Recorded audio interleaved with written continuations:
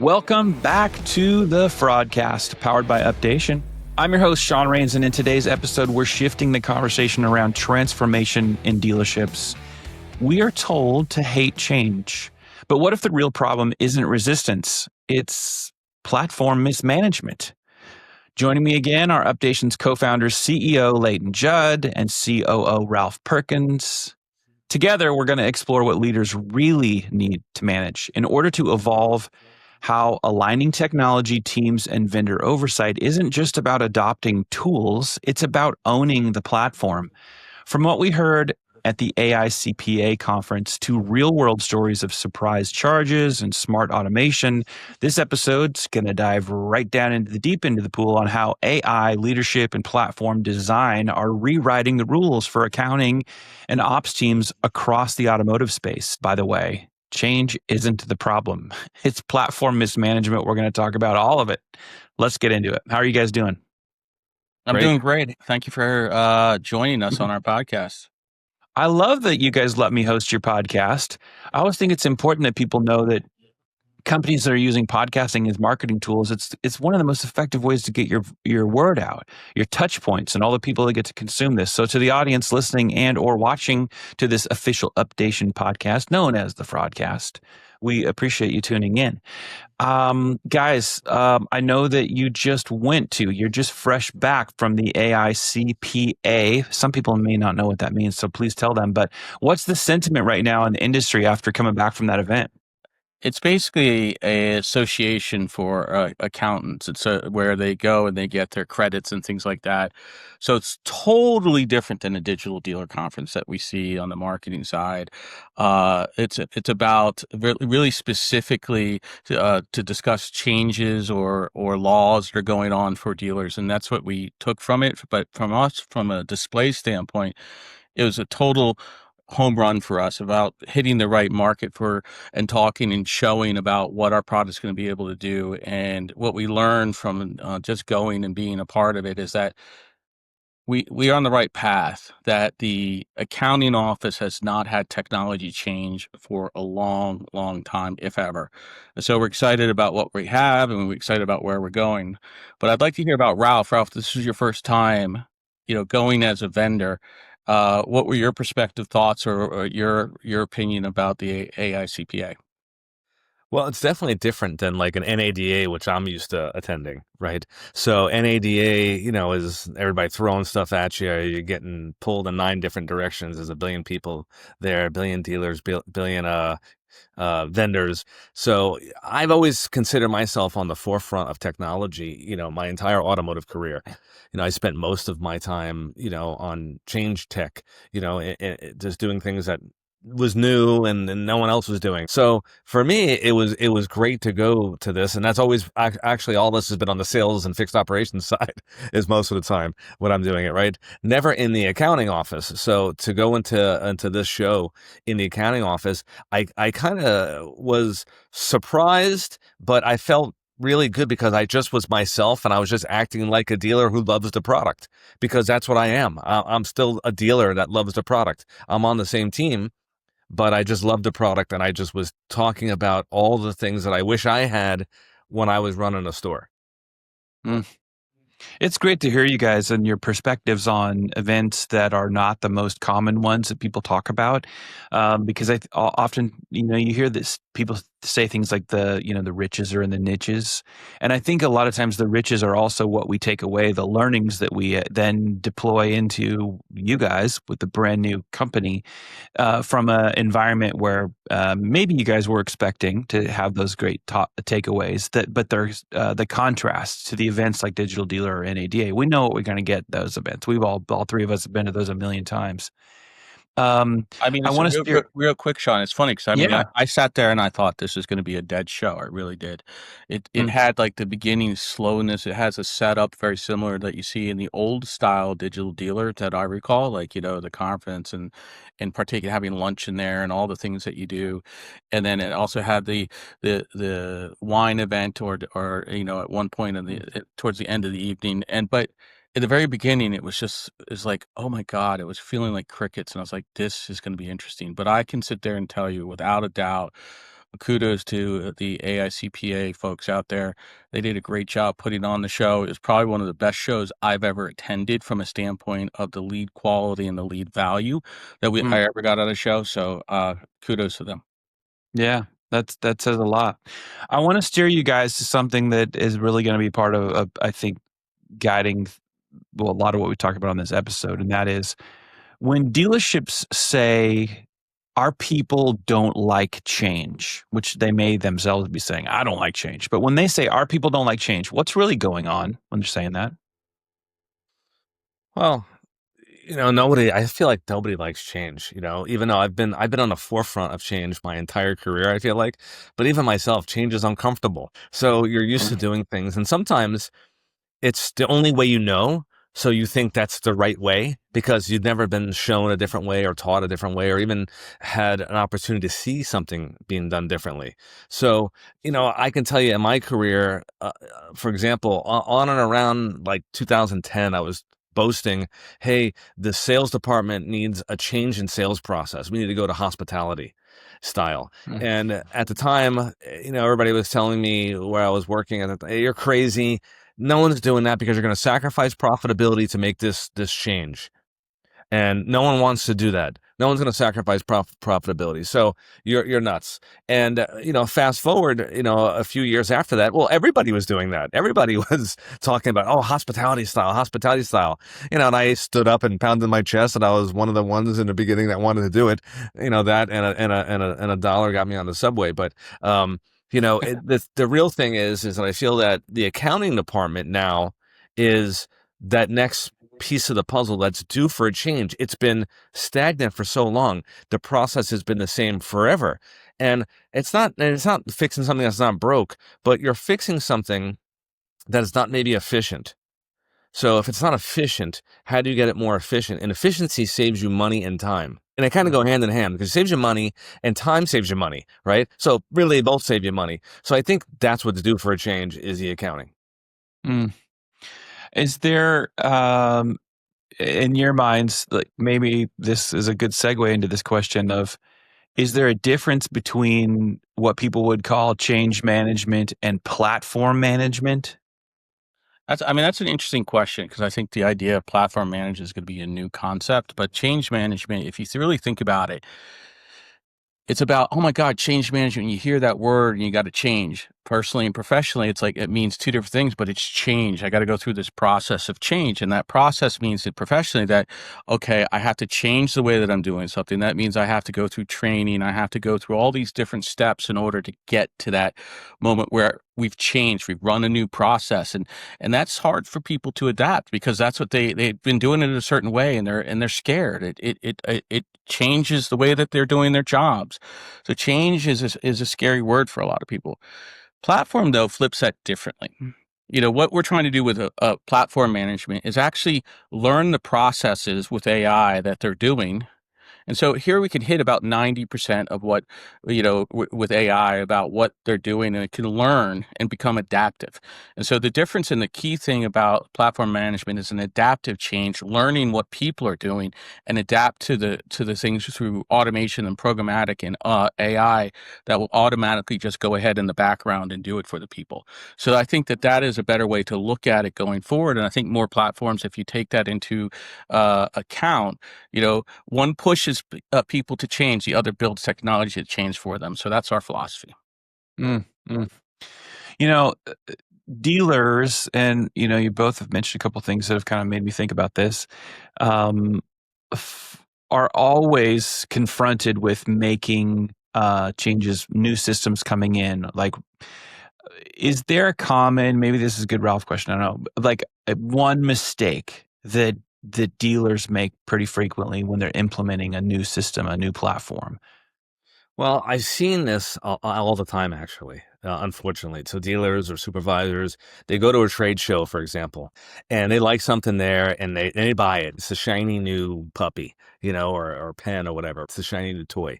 So they go in and they love it. They go, okay, I'm buying it. And then you hear on the flip side, the supervisors and other, GMs or whoever at the store go, oh, great. The dealer's going to a show next week. What crap is he going to buy and force us to use? Right.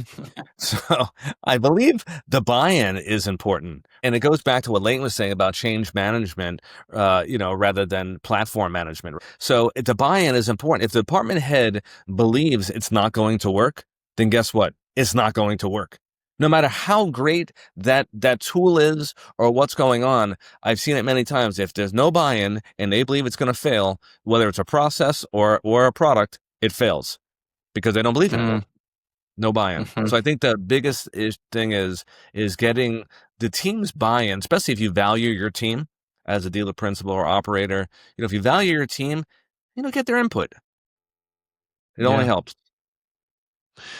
I love that feedback and I actually love this topic. I love that you guys wanted to talk about change management and platform management because I do think that a lot of people struggle with it. But how you struggle through that is really important. And buy-in is one of those big things. When you're not including your team and helping them understand where we're going, and you get a whole bunch of people pointed in the right direction, you hear their feedback. It's when you're the absence of doing that is what creates a lot of problems. So I think it's really good that you mentioned that. I want to stay with you, Ralph, on something here, put you on the hot seat a little bit. Okay. It's not going to be a hot seat for you, but you've reviewed hundreds, maybe more than hundreds of dealer financials, vendor setups over like decades, not just years, but decades. You have a lot of experience in this area. So when you talk about how mismanagement or lack of like platform control is costing dealers actual real money, can you think of, or do you mind sharing an example of something like that that really stands out to you? Well, similar to what I just said a minute ago. Well, if you're spending money on a system without that buy-in, then or you're a leader and you're just like setting it and forgetting it. Like, okay, here we bought this new thing, it's in place. Okay, good, I bought it. It's live, and you just set it and forget it, and expect something to just organically work without you and expecting. You should be inspecting what you're expecting. And if you're not, you're just wasting money. And what I would call it is, and it's funny, I've used this term before, is a boat anchor. You're just weighing yourself down, and you're weighing yourself down unnecessary expense. It's a boat anchor. No matter how great it is, it's an anchor. Mm-hmm. I love that answer because for years I've told dealers don't buy stuff and turn it on like a light switch and like, okay, lights are on now. Let's just move on. The whole set it and forget it thing has caused more problems than most people realize. And to be fair to dealers, I know this is exactly where all of us come from. It's like we want the dealers to win. We want them to have all the tools that help them, run the best operations that they possibly can. But there are a lot of wolves in sheep's clothing that are like, just turn on this light and walk away, and you don't need to worry about it. So, very good reminder there, Ralph. Let's talk about how AI may, I think, make adoption a lot easier in these scenarios than it makes it harder. Like, how does that work? How does AI make the adoption of these things easier? Well, first off, that's interesting because AI, the goal is to remove the friction. You have traditional software that basically comes in, this is how you're supposed to use it, this is what you're doing. It's kind of like what we talked about earlier. AI is going to observe the patterns, what's going on, and working with you and start learning what you do, and then eventually start taking over or being able to assist in those repetitive tasks over and over. And we build the guardrails in so it allows the dealer to stay in control with the platform, and the platform will quietly start to automate and do the things for the dealer. And this is something that it's just what we're going to use as best practice. And so every day it's going to get smarter and smarter and smarter, and just help the accounting department out and move forward. I mean, just talking free fall without any thought process, change is like, I don't care what part of your life, whether it's you personally, I mean, it's hard to change, and to force change on people is, it's hard, and the world's changing as we see all around us, and this whole AI is scary for a lot of people. Yeah. And I got to imagine if you actually embrace the concept of change and you embrace it, I think that not only are you going to be able to adapt to it, but you're going to be able to understand it, and you're going to be able to leverage it to your best ability and to the best ability of the people you're working with to get more knowledge, to get a better understanding, to help them with the business. In the end of the day, that's what it's about. It's about moving your business forward. I mean, we spend a lot of time internally just working on the same problems. How do we move forward? How do we get our messaging out? We're changing even in this environment ourselves, and so it's something even me as a old school person I'm learning. So it's in some levels it's very refreshing. I think it's important. Change management, change, nobody likes it. Insane people love to change it all the time. Like, it's great. But you guys have already mentioned things that are really critical to actually being successful when you're doing some sort of major change. And that's buy-in. And that's educating all the other people on the team so they kind of come along with and they get to present their feedback. And is exactly the things that you guys are talking about. So, Layton, I want to ask you about something here since you've rolled out Updation across a number of dealer groups, you've started to see what really happens once the platform starts analyzing payables. What kinds of things are you starting to see that Updation has actually uncovered in the dealerships that you're installed with thus far? I mean, it's crazy. I would sit there and tell you that the first impact is actually at a level that is like repetitive work over and over and over again. So it's somebody who's doing data entry, it's somebody who's doing whatever it is into a system that's the same thing over and over and over and over every day. Because what it's doing is it's basically time. It's freeing up time. And so we're able to take those repetitive actions and get it done to a point where they can still put it in manually if they want, or they can use our process to get it into the DMS, but they can put it in. But even just the change of that process right there, that word again, change of that process allows them to have more time to analyze or to go after certain bills. But the other thing that came out, the second thing that I think that is critical is the accuracy, because our system doesn't get tired. Our system does not get bored. It's trained eventually to look for things and pull out things. And if it knows that it's 100% correct, it's going to go forward and go through a process. And that allows it to be correct and move through. So the accuracy is going to be more accurate than a human being putting it in, because they're going to be tired at times. They're going to fat type something. They're going to do things like that. Our system allows us to be 100% accurate. And if it's not sure, that's what they're going to be reviewing because they have more time. So here they get to correct what's going on. So they're teaching when they're correcting our AI when that has a problem. So that's what, I would sit there and say is that you have more time and accuracy when using our platform. This is probably for both of you, maybe. Let's just say for somebody that's listening and or watching to this conversation, and they're thinking, okay, I've heard of this automation in like AP tools before.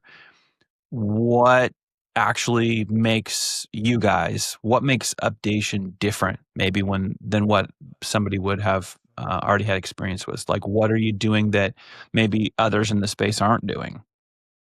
I mean, that's an interesting question in the sense that we as a company have to listen. So I think that when you come with a solution that is geared up, say here, top down, and if you're not listening, you don't know what to add. And so AI and other things like that allow us to listen to problems. And one of the problems that we saw recently was somebody said, we're watching what was going on in a dealership, and we're like watching them put all these invoices in that were from the factory, and we're like, why are you doing that? That doesn't make any sense. So it's the same thing over and over again. They have to do it on a daily basis. It took them, Ralph, what was it, like 3 or 4 minutes times the amount of new invoices they get. So 400 invoices, and you add that up, it's a bunch of hours. And so we looked at it and we said, hey, I think we can work with something like this. And so, yes, we have our traditional AP approval process, but now a dealership new car invoice is an invoice. So it should go into our system in some capacity, but we're leveraging the AI to basically do the same thing again, as far as like reading what the invoice is, decoding it. And then we added the functionality that a dealer needs to be able to do to say, okay, here's all the fees or the structures that are added on after the invoice. And then, so this can be put into the DMS. And I'm sure, Ralph, if you want to talk about it a little bit more, but that's how we do things different. We're listening and also, making sure that it can go to 90% of the pain is similar. And we find that. And then we have a 10% that we can fine tune, again, by the learning side that allows us to deliver different types of solutions for different people. And I think that's what makes us completely different. Yeah. Two things come to mind, right? And we've said it on the previous podcast. This is built from pain, not pitch, right? I lived the pain through this, and not that it was so bad, but it's so inefficient and time consuming again. So, the second part is, where we built it for dealerships by dealer operators. That's what I was, an operator. So we built it that way. So we understand, the issues that come with automotive, right, in accounting, where we're not in any other vertical space. We're not trying to be in a restaurant business or a real estate business. We're just going to be in an automotive business. That's it. And we're not trying to make you fit into a box that we think is the right way you should do everything because, we're in the restaurant business or we're in the real estate business. No, we're in automotive and we know exactly what you're doing in automotive. So we want to make it work for you in your system so it's easy, not that it's a drastic change to what you're used to doing. So I think that's the difference that we have. We're working in a familiar space that you're working in. We're not trying to make you change your whole process around, right? We're just trying to make it more efficient for you and work within your still framework. Yeah, those are both great answers. Not that anybody's going to ask the host, but if somebody asked me that question, I would say a combination of what you both said. I think it's part of your silver bullet is, and really important, is the retail experience that you just spoke about, Ralph. I think that anytime you're taking something to market, whoever your target audience is, if it was brought to life and it's improved by people who were actually in that space, you guys have the best of both worlds. You have the legacy of Layton already being in the space, building successful companies in the space, and not in non-competitive categories. In fact, very competitive categories. So that exposes you to a lot of the challenges that kind of actually help you get your mettle really tested and makes you more capable. And now in this new endeavor with Updation, the inclusion of your experience, Ralph, it just feels like a mixture of, something really, really great because it comes, again, as a big point of important differentiation that's valuable to dealers. It's not absent of somebody who just said, you know how people will say sometimes like, yeah, you guys created a solution that's looking for a problem. That's not the case. You guys are completely know that all these problems exist out of your own experiences, and you brought something to the market to address it. That's funny that you said it that way because I think there are a lot of people out there that think that we created this problem and that we're trying to solve a non-existing problem. I heard that before in another pitch that I was doing to some investor group, and I look at it now, and coming back from the AICPA is no, this exists. This is a real live problem that I think a lot of people don't want to talk about it, or they don't look about how it all connects the dots about, just simply having an invoice that attaches to a contract to see the value. So you have to get the contract in there. But why do you get the contract in there? Is because it's going to tell you when it ends. You're going to be on top of it. Oh, down the road, as we put in the vendor health side, that it's going to tell you how you're running with your vendor. This is about procurement management and managing your vendors in a positive format running forward. So all the things that we're talking about, they come together, and it goes back to, many things. Yeah, I gotta tell you, I was on a recent demo with a dealer group, and so let me give you a prime example of something that happened, and this actually happened to me as well. So I was recently speaking with this dealer, and they had a CRM company. I'm not gonna name the CRM company, but the CRM company at the end of the month. Right. Part of his routine was checking and signing checks, similar as I did every month. Right. I had my checks up to here. I have my backup and I'm checking everything. Right. I never had the contract, though, with that backup. I just had the invoice and the company and all the proof that this was a real company that we use it. So yeah, I knew who it was. Okay. Same as this guy. So he was explaining this story to me recently. This is last week.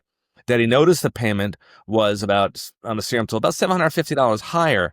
And the reason why he recognized it, because he just had signed up a few months with this new CRM. So he's like, I don't remember. I'm curious. I don't remember it being this way. So let me go, drag out the contract. So he contacted the payables team, dragged the contract out, because obviously what we find a lot of that no one has it handy. So they got to go dig it up somewhere.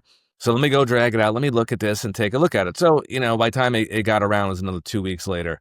The bill is still sitting on his desk, or an invoice to pay it, right, is sitting on his desk, a check. So upon review, he had a $750 extra integration fee. And I'll tell you, again, the same exact charge was charged to me on a same CRM company. So I remembered it. So I'm listening to them going, oh, I know which company it is. And I tell him, he's like, yeah, how'd you know? Because they did it to me. So he goes, well, I called them, I verified it. And they said, oh, yeah, we had a price increase on integration. So, we just passed that charge over to you. And he's like, well, no, you didn't. You're not passing over to me. I got a contract, and here it is. And it says, it's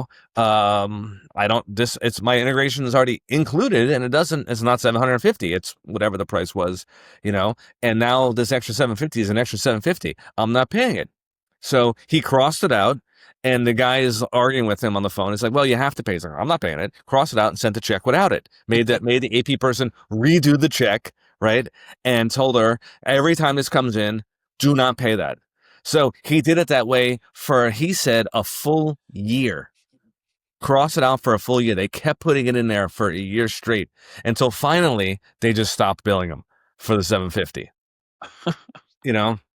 Unbelievable. And they just thought he wouldn't see it. And they thought I wouldn't see it either. The same exact thing happened to me from the same company. Now, with a tool like us, right? Or our tool, I'm not gonna say like us, our tool is one that matches the contract and the invoice. We catch it immediately. You don't have to wait 2 weeks. Don't have to dig it up. We know it's there. It's right there. That conversation can happen instantaneously, not, 2 weeks. Oh, what if he didn't catch it at all? I mean, luckily he just signed that and caught it. Anybody else is probably just going to pay it. I mean, the AP person was paying it. They just wrote the check. They didn't even think twice. We got to build it here. It's okay. I mean, it goes to like what we heard some feedback about, like, oh, I don't want it, the time that it takes to put a contract in. I mean, this is critical stuff we're talking about. So it doesn't take that long to put them in to worry about your business. You need to do that, in my opinion. If you want to see the differences, you have to put that information into the system, and it's going to pay you back. It's going to find the holes. It's going to find the differences of charging. It's going to be like, we're just going through the uniform bills right now, and that's going to be a huge savings to our customers. I mean, they always complain like, oh my God, the uniform bill is a pain because of, I have so many mats I'm charged, accounted for in the very beginning on a contract, but now all of a sudden I have 20 more mats why is that?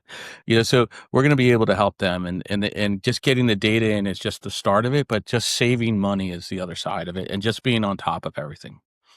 Just to jump off on that for a second, we have the uniform company, like Layton said, one of these companies had 76 line item charges, right? 76. So 76. So in the contract. Yeah, imagine you trying to remember all 76 line items. I don't care how good you are. You're not remember. I'm not remembering it. Nobody's remembering it. You don't remember 76 line. But then we have, some groups we talk to and are like, yeah, it's too much work. I don't want to put the contract in. It's too much work. It's like, really? But the whole reason why it's a lot of work, that's why you have to put it in, right? Because once you put it in, now it's in forever. So now it can be monitored. The fact that you don't want to do that work and put the contract in basically leaves an open door, an open checkbook for anybody to charge you what they want. Not picking on a uniform company that has 76 lines, but whether it's a uniform company, a DMS company, or anybody that's charging you multiple items, right? It could be your IT company that's charging you for, 9 different things, or your telephone company. They charge for a lot of different things. All that stuff can happen. I mean, Layton's got a story about a pest control company, which you would think is a minor, issue. And I'll let Layton kind of tell the story.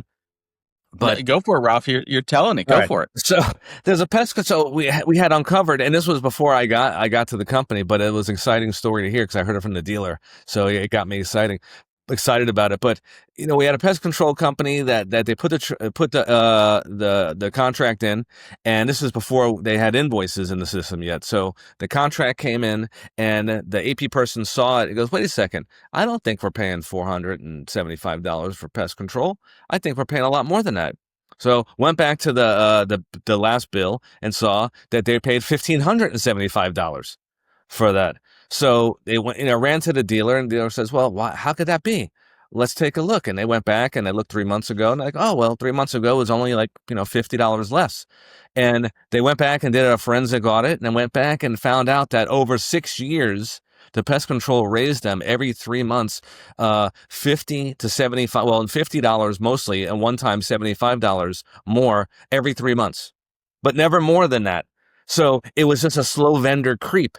And I can tell you from myself, looking at only trend reports when I'm signing those checks, I wouldn't have caught 3 months ago either. Because I'm thinking, oh, maybe I had an extra spray.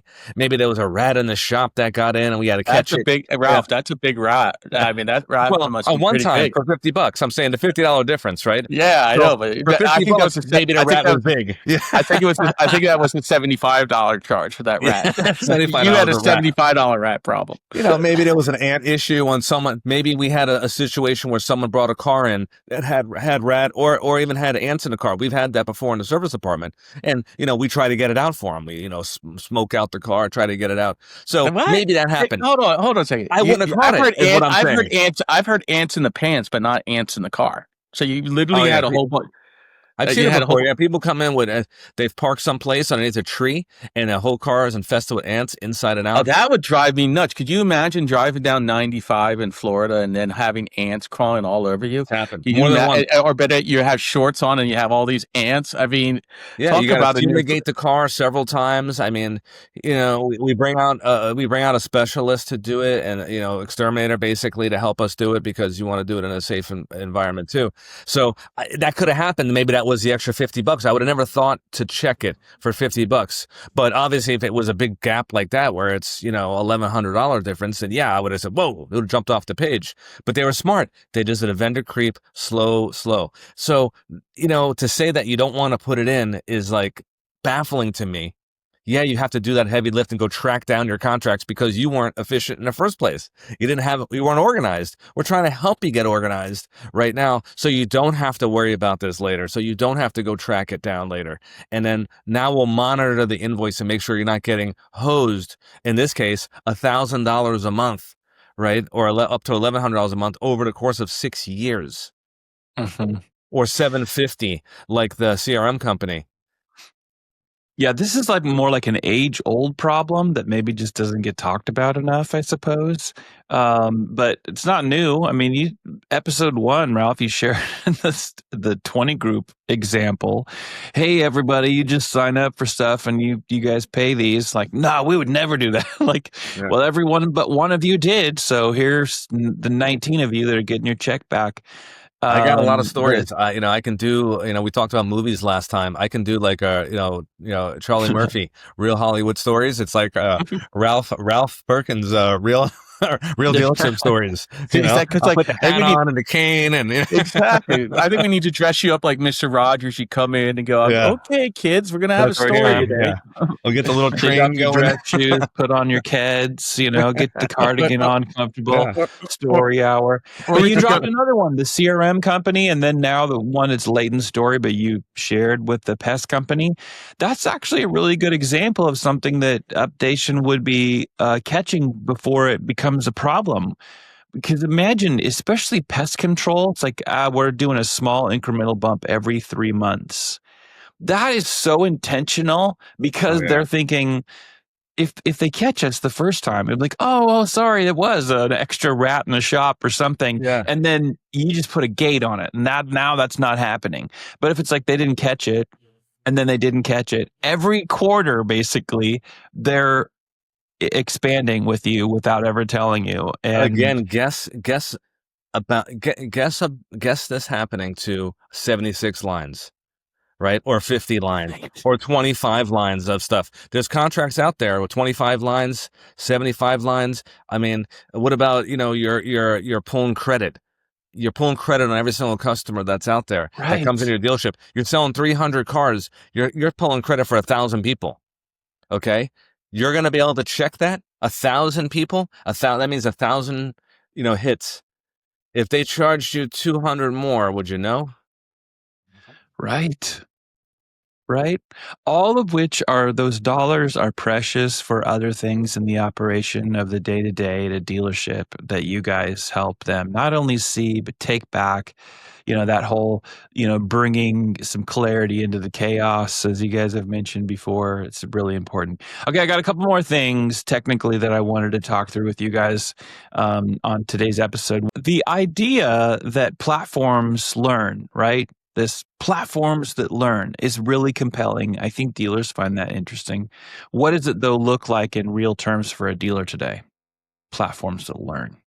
Today it's in the learning phase. So it's going to take some time to actually evolve. The more dealers we get on the platform, the faster, and in the future it will look different. But today, it's the beginning process. It starts today, and you're going to be able to get all your invoices in here. You're going to get all your contracts in here, and you're going to be able to see a lot of what we're talking about, the mismanagement of pricing variances. And in the future, what we'll have is, because it's learning, it will learn to code your GL codes properly. It will learn to post properly for you. It will go ahead, and it does it to some level today, but it's going to do more as the agentic side of it takes over with the rails that we're putting on, the guardrails that we're putting on it. It's going to keep learning and keep learning and keep processing that and be able to do that automatically. We have vendor approvals that come through. So we're changing it slowly, but we have vendor approvals, meaning that it's an approved vendor and the invoice comes in, it can quickly go ready to post because of all the rules and everything else that we have, and the learning side of what gets approved, and it automatic goes, okay, we're ready to post or we're ready to pay. So that reduces the work. So what Ralph talks about or others talk about is that check signing party. How do we get the checks paid and then look at what's missing? In the future, software will manage the process and the people will manage the business. I mean, that's the eventual goal in the future. And so today it's about building for that future. And so that's what we're doing. We're building for the future. When you talk about the guardrails, like how do you think, like what's that look like in designing guardrails that are protecting dealers while like the platform is evolving, right, with more capabilities? What's that look like in terms of the guardrails and protection for dealers? Well, first off, we're making sure that our AI is broken down. We call them pups, that a certain pup will only do one item. And we have many of these pups that then have a manager that manage the information, and it's only in the realm of their environment. So it's their information, but we can send them off to school basically and learn through all these other processes, and they learn something and is applicable down to the area of the software for that dealership and that specific organization. It's only their data. However, we'll be able to show other things that will be not just learning, but also intelligence. We'll be able to show information about, what is an average dealer paying for this website or website company or for this CRM, because we were talking about that earlier. So this is all data that they're going to be able to have that becomes part of their environment. That's all in a shared area. But again, I can't go ask it to do anything else that's not around the county and with my environment. So we're putting strict guardrails on there for that. Gotcha. So let's talk a little future. What do you guys say? What do you think the future of this transformation looks like in dealership back offices? I'll throw something out there. So honestly, I think that fast forward a few years from now, and our software is a standard in accounts payable rather than a rarity, because just like hospitality became standard in the industry, just like all the sales processes become standard. I think you have inventory management's become standard in the inventory the way that we do it now, right, with software. Same thing here. I think that this software is ultimately it's gonna win out over the manual process, because it's too antiquated, right, the process. So it's whether you're gonna change, now, next year, a few months from now, or it's going to happen because everybody's going to do it, because it's going to be more time efficient and it's going to save you money. Most important thing is always, especially when we're in challenging times on the retail side, what do you look at? You look at, how do I save money? And unfortunately, administration is the first place that we all look, at least as a dealer, I did, I mean, I remember in the Great Recession, we had an exercise where we took a blank sheet of paper and said, okay, here's a blank sheet of paper. I'm starting a new business today. What do I need? Right? No names, just what do I need? Which departments do I need? And you write the department. Okay, I need a GM. I need a finance manager. I need a service manager. I need a parts manager. I need a inventory. Right.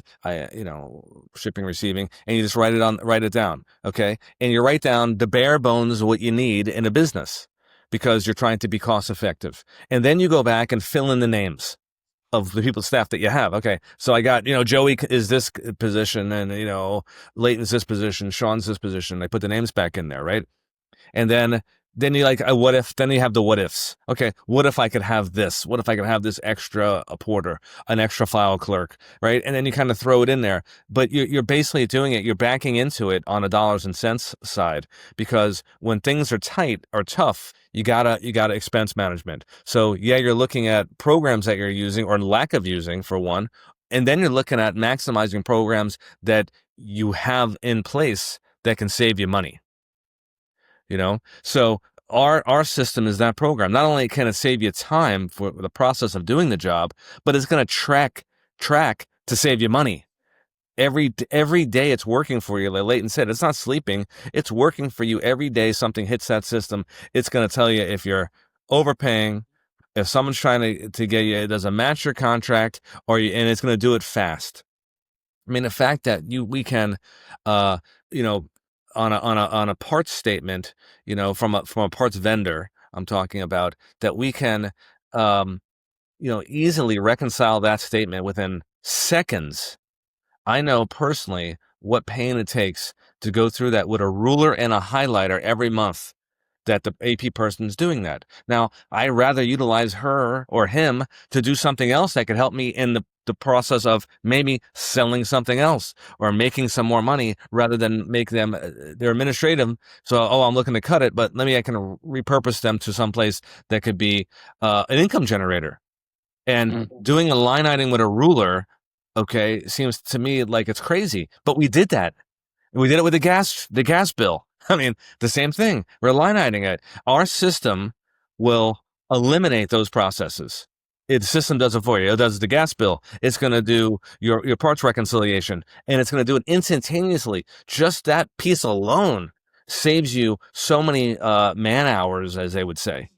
So I think that we're the standard, not the rarity in the future. I mean, it's funny, Ralph. It just hit me in the head when you were talking about. I think you'll like this, Sean. Basically, you can't always get what you want, but if you try, sometime you'll find you get what you need. So that song now. I know I can't sing, but there we go. That song's now embedded in my mind after hearing. We are making that a short. We are absolutely cutting that out. There is my song for the day. What I love most about this is that, when you start a company and you come through and you say, okay, I'm going to start this company. It's all me. Here we go. We're going to start this company. We're going to go out and do these things. What I've learned and am learning still in my own change, using change for me personally to change as a leader, change as a person, adapting and bringing people in that have that other fire. And what I love about Ralph and Matt and Louise is the fire that we carry. But Ralph, from an operational sense, gives us that additional fire, because we can see the proof points of what to do and how to do it in different ways. That, quite honestly, me just as a product person that's saying, hey, I have this idea, but having the proof and having all this insight internally allows us to not adapt, not change, adapt better for our software, and I think that's a critical component. So it's not just about what we're building, it's the team that we have that has the insight to make it better and stronger. So that excites me about what we're doing too. Yeah, I think it's really important actually to recognize that there are a lot of companies that actually get excited. Like you said, one person, like, I got this thing. You start to build the team out, and before you know it, though, your senior leaders overlap each other a little too much. And they're like, oh man, we've got like too many chiefs, not enough Indians, right, as they say. And it's really critically important to have a good balance of operations and sales biz dev focus and marketing mindfulness and tech and development. And so I think that for the people that want to and that are learning more about Updation, just me as the host, I'm going to tell you right now, that's a really critical, important thing to be evaluating when you think about the updations of the world, is what kind of balance exists there from the core leadership. That does matter, not in the beginning as much as it does all throughout. I guess instead of it just being important in the beginning, it's for the whole health of a company Absolutely. to have that in I mean, place for sure. not to pile on here, but to what you just said is in the beginning of a company. I actually think that's the most critical time, in the beginning, because it sets up. We're so focused on so many things, but one of the things that we're talking about is culture. Personally, I don't want to make the same mistakes that I did in the past. Who says I made mistakes? I guess I did. But anyway, these mistakes I don't want to repeat them. At the same time, I think coming in and blending like the different experiences of all and listening to what are the best things that we can do together as a team and shape that and form that and build from not only a culture of what we want to be, but a culture of what we're delivering to our clients. And I think that is an important part of what we're focused on every day. I mean, Ralph and I, how many times we talk a day, Ralph? I don't know. A lot. A lot. By the way, We don't talk bring up a the lot. Chiefs. So even though you referenced Chiefs and Indians, we can't talk about the Chiefs today. Here we go. Ralph would get in trouble. Background, his wife's a Chiefs fan. So, and you don't go against his wife. But that being said, again, it's I could sit here and pontificate and I won't, but I think that it's having the right team from the get-go. It's the most important thing. If you don't have that team, I don't think you're going to get that far. I think that you're going to have more stall outs than you want to. I think that you have to have the heart and the passion to push through because it is tough. I don't care what it is. We get up every day.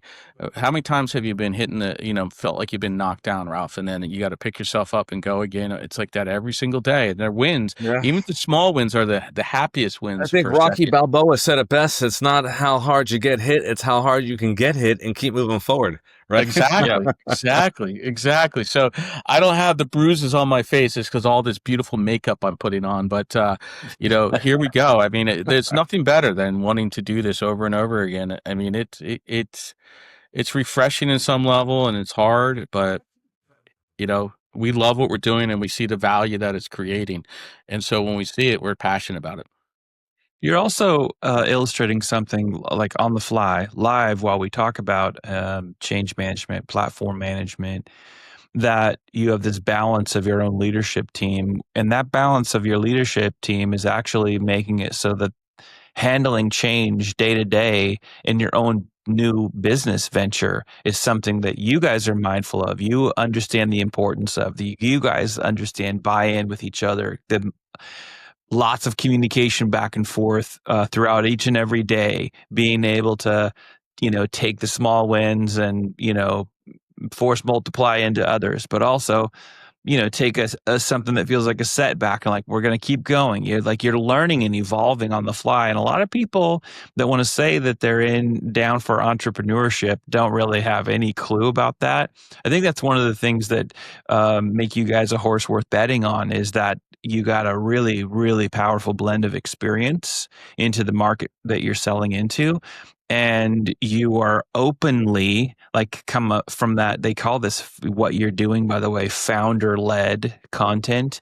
You're doing it right out in the open. You're acknowledging I haven't done everything perfect. Nobody's perfect, but I'm learning from everything that I've done as I take this into another place. And I think I commend that. I think it's really smart.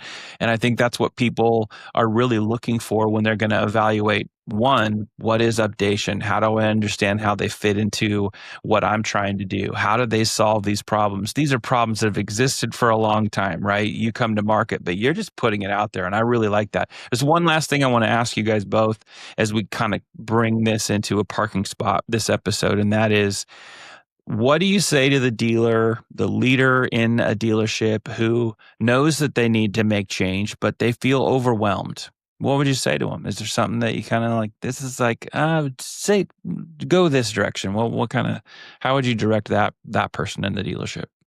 I'd have to yield that to Ralph because he sat in that seat. So Ralph, I think that's a perfect I would say, I've been there before.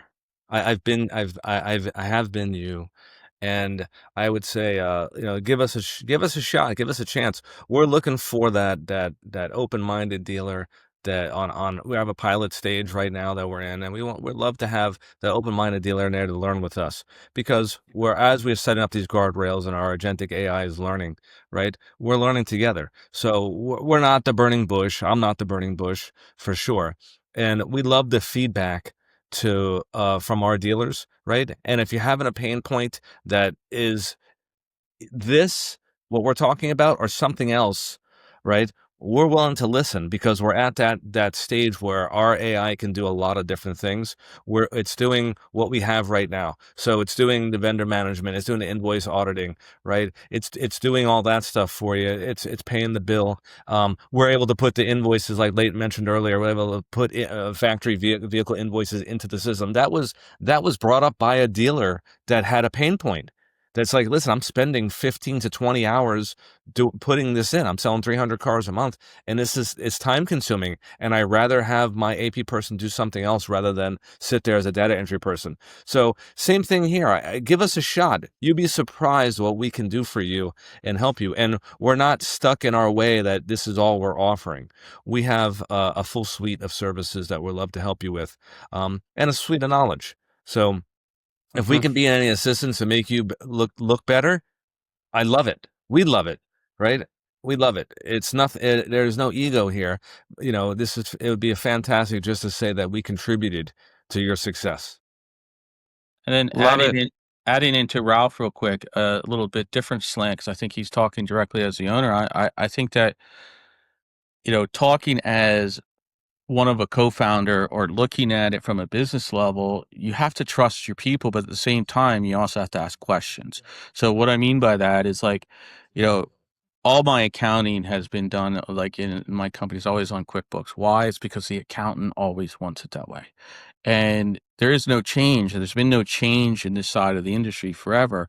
And I'm not saying you should just go run out and switch out to another accounting just because. I'm saying all the processes that are leading to all these problems that we're uncovering are because of the lack of change or wanting to change around the environment you're in. So that, again, that's that word change. We're not trying to do change management. We're just trying to help you look and have a platform that can mold to yours, so you don't have to change theoretically from QuickBooks or your DMS. We want to make sure that we can understand your processes and allow that to be layered on to help you change a different outcome, to change automatically through software. Love it, guys. You just brought us to a perfect place to park the episode. So big thanks to both of you, Layton and Ralph. Thank you for helping us reframe how dealerships are thinking about change from something we resist to something that you can actually control. We talked about that buy-in. We talked about some specific examples. We had story time once again, which I think is always the best thing, by the way. A personal favorite of mine is the utilization of stories to help people reinforce the value and the educational points that they need to get when you're listening to this type of conversation. If you're a dealer, you're a leader inside that dealership, and you're just tired of fighting the fires at month end, you're chasing vendors all around or being blindsided by hidden costs. Is your check writing party not that fun? It's time then to probably shift from the change management to platform management. And you heard Ralph talk about it. This is going to be a new standard. That's what you need to think about. And there's a wide open space for it.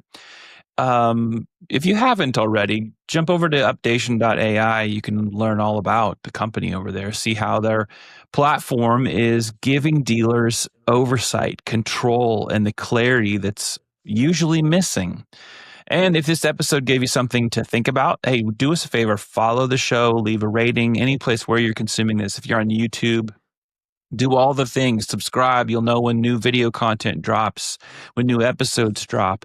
But probably even more importantly, share this with someone else. If you're seeing this on LinkedIn, share it with somebody that you can expand the conversation. And certainly, if you're having questions, raise your hand by reaching out to the Updation team and talking to them.